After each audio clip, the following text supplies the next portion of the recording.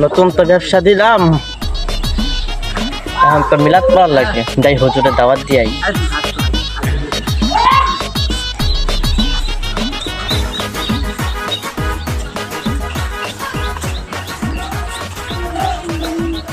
আসসালামু আলাইকুম রহমতুল্লাহ।